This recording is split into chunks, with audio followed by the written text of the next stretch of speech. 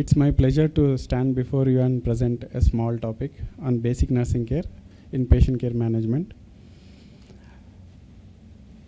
As we all know, this is not a new topic for all of us. Many of the seniors, those who are practicing nursing more than 40 years, are very routine and used to, and whenever in midnight also if you ask, they'll tell about the basics of this, but still we'll miss somewhere the basics. We'll try to brainstorm today. We know many advances are taking place in the healthcare sector. Many newer medicines, newer technologies, newer machines, everything is new. But the funda of healthcare sector is having a basic knowledge. One of its kind is nursing basics. When we enter in the first day of our graduation, we'll be taught about some of the basics in nursing. Will be carried throughout our service and throughout our work area. To provide best care to any kind of patients, you need to have best nursing practices with best knowledge. The expert nursing skills needed for the most acute and unstable patients in the hospital population. To be a best nurse practitioner, you need to have a specialized experience and additional training due to the complex care needed. And also, it demands extensive knowledge and continuous desire to learn. This basic care and the expertized terminologies well observed in the era of Florence Nightingale. When there was a problem, she identified and cohorted, segregated the patients based on their need. Those who patients are critically ill and required additional care, she used to allot those beds near to the counter to the critically ill patients and comparing to the general patients away from the counter. The knowledge of providing best care is started from her era itself.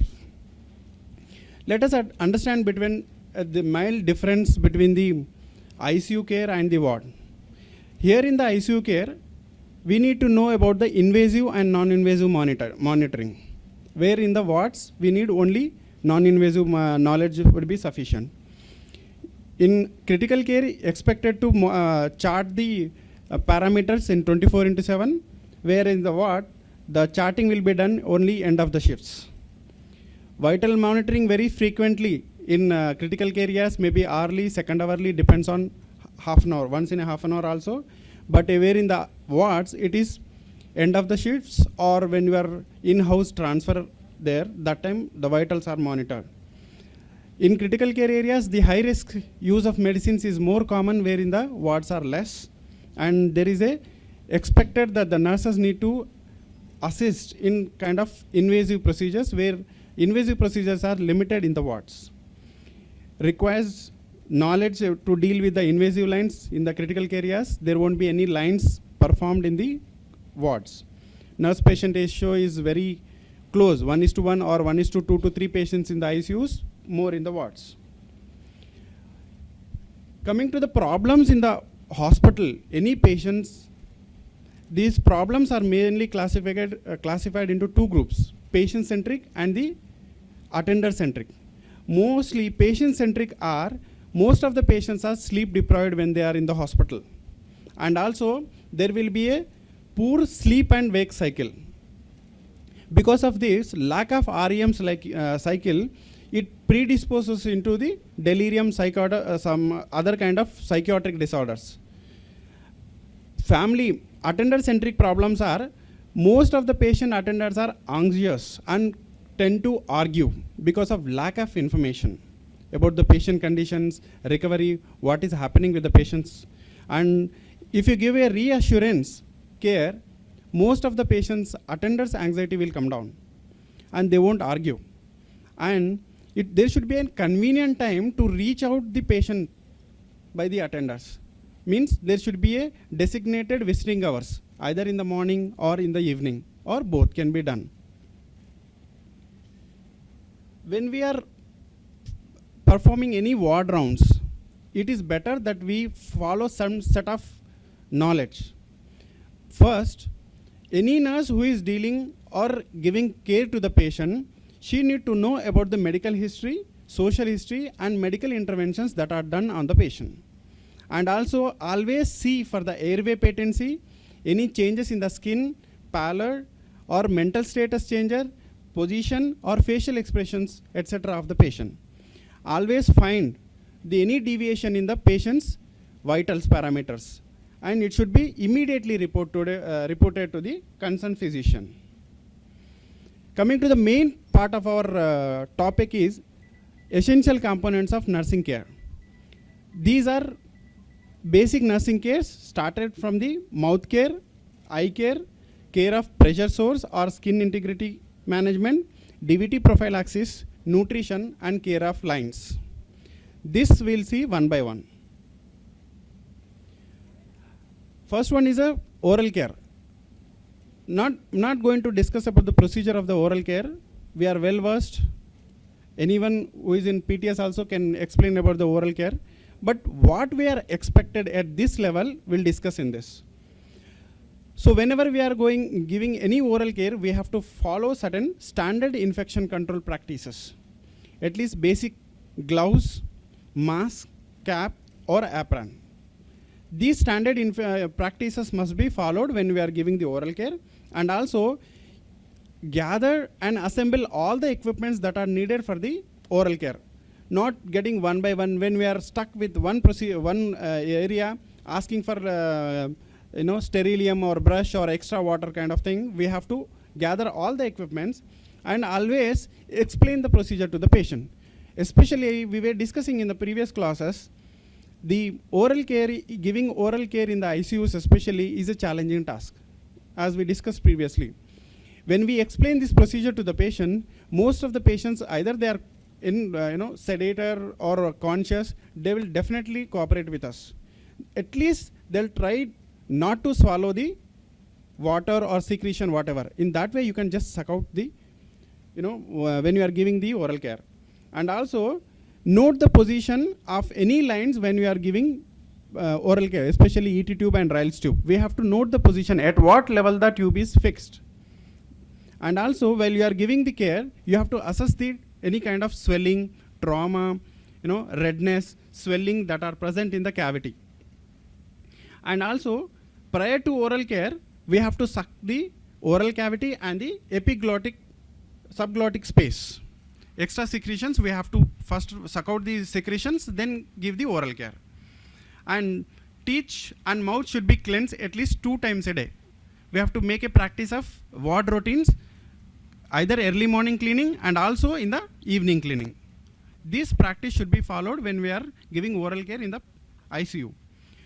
Preferably use soft bristle toothbrushes, especially pediatric sizes, so the better access will be there and cleaning can be done exactly as per the required desired.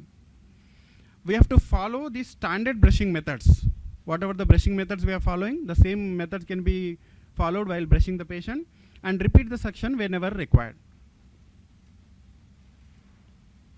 First picture says the brushing the patient with the brush, and also next one is the Listerine mouthwash. Next one is the sedation. As we know that the caring of eyes is very important. Post recovery, if the patient loses any kind of vision, it will be a very traumatic to the patient and also to the family members. So most of the patients in the ICUs are various reasons they are sedated or paralyzed. Because of this, there will be a decreased blink reflex in the eyes. That causes decreased lubrication of eyes, and also antimicrobial action will be less. And because of various disease processes such as facial edema, GCS, their blinking reflex will be less.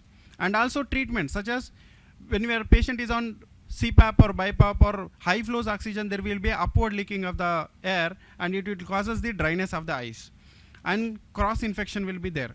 It is said in one research that ocular surface diseases is most common in ICUs. With patients, 20 to 40% of these patients are developing the corneal epithelial defects. For this, we have to cleanse each eye with sterile gauze, ensure the eyelid is properly closed with the tape, and apply the simple ointment or lubricant in the eyes.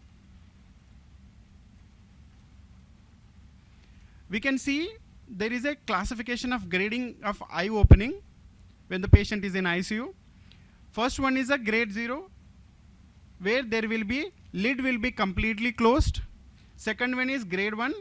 There will be a conjunctival exposure, but the cornea will not be exposed.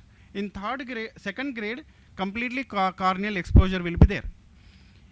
If the first grade opening closure is there, no action is required. If the second grade opening will be there, in that we have to apply some ointments or lubricants. Second grade opening, there will be, we have to apply the ointment, moisturizers, and also close the margins of eyelids with a micropore tape. Third component is a bedsore management.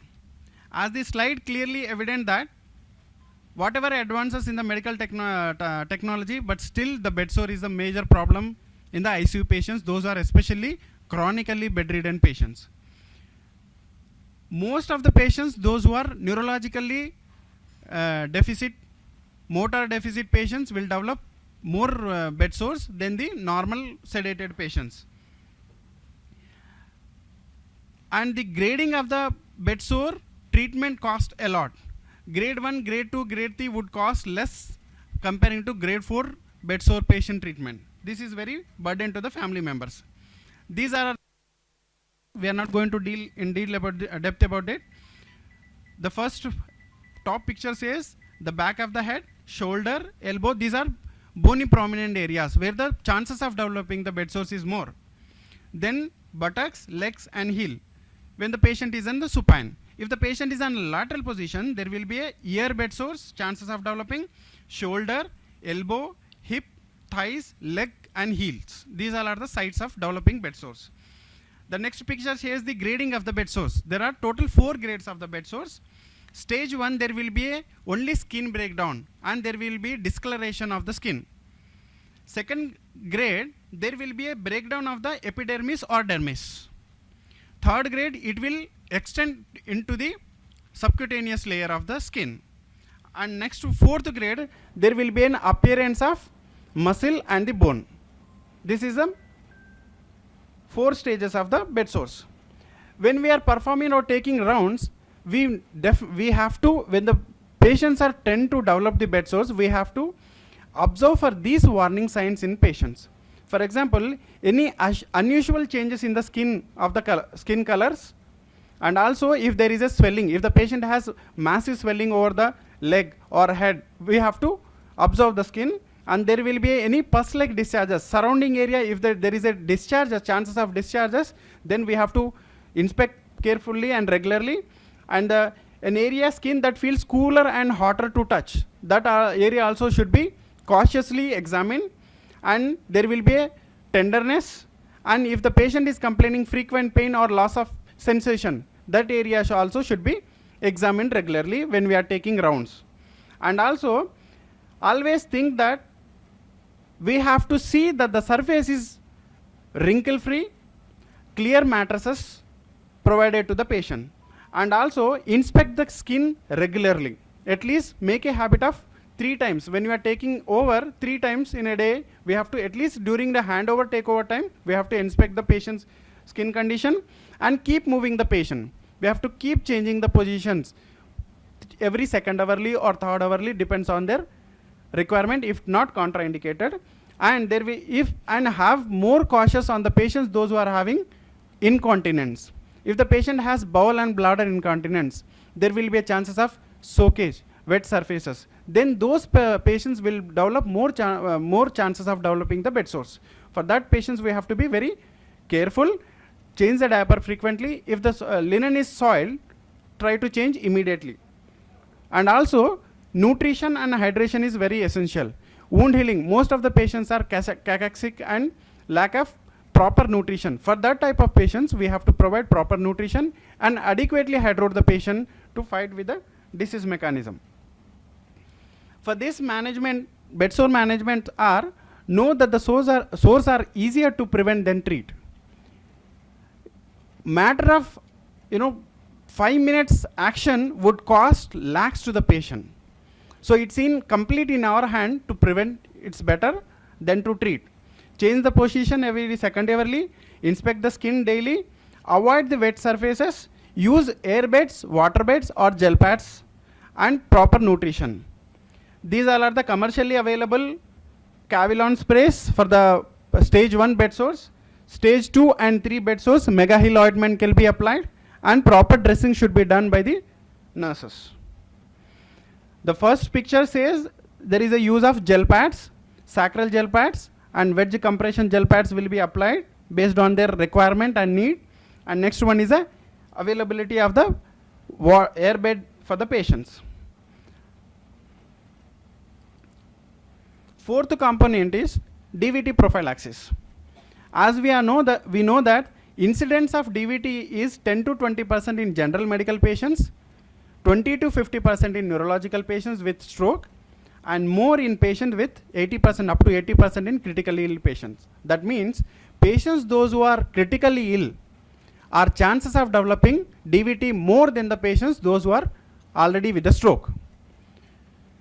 It is estimated that 30% of the patients, those who are with the DVT, they develop long-term complications. There will be a pulmonary thromboembolism kind of, severity will be more in those patients. Clinical manifestation of the DVT are, we can clearly evident in this picture. One area will be blue in color, depends upon the involvement, and other one will be normal. And this is the clear case that we witnessed in our ICU. Patient has completely lower limb DVT and the complete foot was necrosed and cynosed. Prevention. If you identify these DVTs in early stage, and in institutional protocol, we have to make certain standard procedures to prevent it. First one is compression stockings. Whenever we receive any patients, by default, we have to ask the patients to get the TED stockings and apply it. Next one is the pneumatic compression devices. These pneumatic compression devices are commercially available. Intermittently releases the pressure so that the dislodging can happen and the velocity of the blood moves behind it. Then leg exercises. Frequently we have to encourage the patient to have leg exercises. Then this is TED stockings applied. Next picture is the pneumatic compression devices and the positions changing. This is the typical example of one patient who had pulmonary thromboembolism, recovered very well after 4 days of ICU, and initially when we received, it was completely immobile. Patient was completely immobile with a lot of ICU nursing care, physician support, and also as with the help of physiotherapist, this patient is successfully discharged out of the ICU. Our own patient, our ICU. Last but one component is nutritional care. We know that patients are generally in the hospital taken orally, internal nutrition will be given, and also parenteral nutrition. This enteral nutrition will be through the nasogastric tube, parenteral nutrition through the IV access. Always when we are giving any nutrition to the patient, with any mode, we should know that especially when we are giving through the nasogastric tube, we should confirm the position of the tube, because most of the patients are irritated, not tolerated. They tend to pull the tube. We may not know at what extent it is. If you give the feed, then it may go into the lung or patient may aspirate. So we have to confirm the position and also secure the tube very well. If the plaster is loose, immediately secure the tube. Then sit up the position. Always when we are giving the feed, keep the patient in a semi-fowler's position and start feeding early. If the patient is admitted in the ICU, we have to initiate the feeding as early as possible, because nutrition plays very vital role in the patient's recovery. And also aspirate regularly. We should, I think most of us are doing, when we are giving the feed, we need to aspirate. Depending upon the gastric content, the next feed decision will be taken. gastric residual volume is 200 to 250 ml. If you can aspirate up to 200 or 250 ml, still we can give NG tube. If the patient aspiration is more than that, then we have to call for the decision whether to give or not. Avoid bolus feeds. This is a very wrong practice. We connect the 250 ml of feed in the NG tube bag, and immediately within a fraction of 2 minutes we try to push the feed. That's very wrong practice. We should not encourage this. We have to give only slow feed. At least the feed should go at least for half an hour or 1 hour. Slowly we have to give the feed and use prokinetics. For example, sometimes patients, because of various disease conditions, the gastric absorption is less. In that case, if we can give some metoclopramide 10 mg IV TID and all, that will help in the gastric mobility, and the absorption will also take place. And we have to assess daily whether this patient need NG tube further or not. Any line that are there in the patient, we have to see.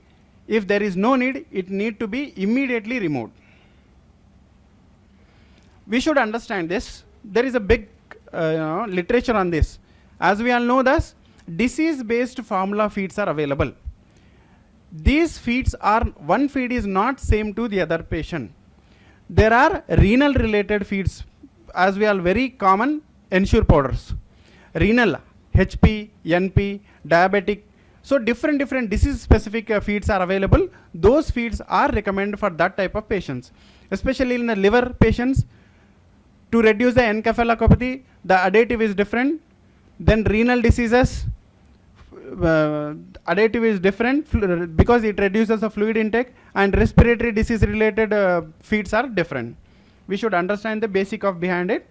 And also there is a complication of nutrition support also, because there will be chances of overfeeding. We have to calculate as per the patient's body weight and their requirement. Based on that only we have to give the feeding. Bolus feeding should be avoided, and there will be chances of hyperglycemia. And because of patients will be receiving only one monotomy feed, only either milk, java, only one type of feed will be given throughout the day. We should not encourage it. At least try to change the feed.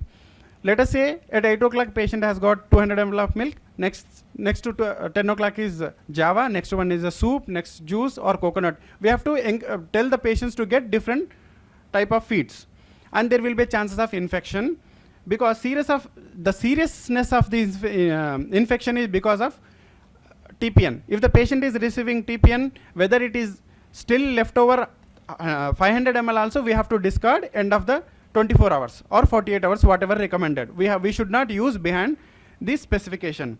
And also, in whichever port the central line is TPN is connected, we should not draw blood or samples through that port. We have to, when the patient is receiving the TPN, we have to designate this port only for the TPN. For 24 hours, 48 hours, we should not draw any blood from those ports. Added to that, nutritional support, daily nail care based on the patient's nails. It should be cut short. Hair care should be at least once in a day. Hair must be properly combed and tied, and cap should be placed on the patient head. And catheter care. This is very essential. We do many things behind the medical expertise. We try to deliver our patient care, but basics we lose. Patient is catheterized more than 12 days, 14 days, we never see the private parts. We never clean the private parts. This is the most area of infection causing the UTI. There will be ascending infection. So at least we have to examine the area in once in a 2 days or 3 days, at least once in a 2 days we have to give the perineal care and catheter care.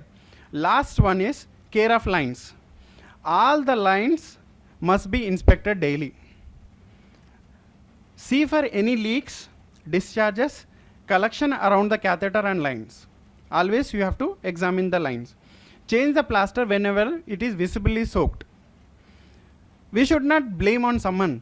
If the line plaster is soaked, somebody else too, this patient is not mine, I will not change. We should voluntarily go and change the plaster if it is visibly soaked with the blood and body fluids.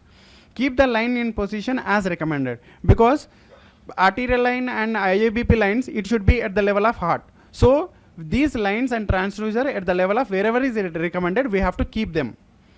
And also use only single use catheters, lines, disposal as recommended. No multiple use of catheters should be used in the ICU.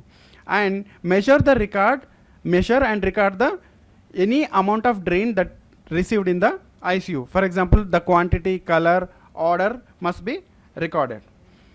And also one practice I try to request to all of you, that any line that is kept in our department, we should make a habit of labeling the line with the date and size. If size is also not a problem if you don't mention, but try to make a habit of mentioning the date of insertion. Really, with our experience, it makes miracle, because patient is being kept the center line 10 days ago, Foley's is been catheterized 10 days ago. We don't have the proper data when it is inserted. Nobody wants to record it. Then how long we should keep? Then next day immediately receiving the patient will develop distension and catheter block. So this is really whenever the catheter block, patient will have massive, very bad pain, abdominal distension for 2 hours, which causes raise in all vital parameters. So this is very bad experience that we have. So let us make a habit. Even sometimes we ourselves will forget to mention it because of work burden. But how much time will it take? It will not take more than half a minute. So let us make a habit of, at least through this class, we should take away that labeling the line is very essential. It will definitely help in the treatment decision. And there are some essential components of nursing, because early nurse they should have the knowledge of early detection and prompt action. If anything is going wrong with your patient, you should be able to attach whatever the equipments available. And expertise supportive care should provide the BLS, ACLS, whatever the care is required for the patient. You should communicate whatever the changes in your parameters, patient parameters, you should be able to interpret and communicate to the physician properly. And you should collaborate with the other healthcare team members, also assist in the procedures. The primary motto of the nursing is to prevent the cross infection, because most of the times it is we nurses, we deal with the patients. We try to manage 20 patients, whereas the physician try to see only 1 or 2 patients, if those patients, 1 or 2 patients in their ward. So we have to minimize the cross infection, and we also should take in the crisis intervention.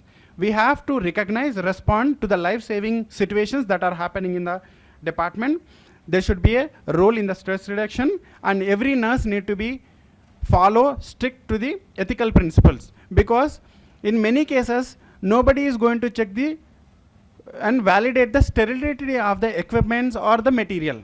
It is we should have inner consciousness. If the equipment is open, if it is broken, we should not recommend to use it. We have to use it, that consciousness, because if you give the open suture or open material also, nobody is going to check it. But ultimately our inner conscience should drive us to follow and adherent to our ethics. Come to the end. So close. Take home message is, caring patient is a teamwork. Single person cannot make any miracles. Nurse plays a major role in the patient care management. Nurse must be well versed with a good assessment, documentation and communication skills. Daily routine hygienic care should be an essential and core task of nursing. As we all know that the nursing is meant for the basic care of the patient. We are forgetting this basic care because of various reasons. But we have to save our basics. Then only the art and the charm of the nursing will be recognized. And the good oral care will prevent the ventilator association pneumonia and mortality, morbidity also will be less in our ICU. This famous lady told that for the sick, it is important to have the best. So all the nurses, those who are working in the ICUs, wards and OTs, they are best, because most of the patients are discharging, successfully getting discharged out of our hospital. No matter closed place, I just want to tell, no matter what the surgeon is very expert in doing heart surgeries, but if the nurse do not follow basic interventions, the quality of the surgery will go down. It is the nurses who are committed to deliver the best nursing care along with the physicians, so the hospital fame will be ever because of knowledgeable, committed and interested nurses like Nizam's nurses. Thank you so much. Thank you, ma'am, for this opportunity.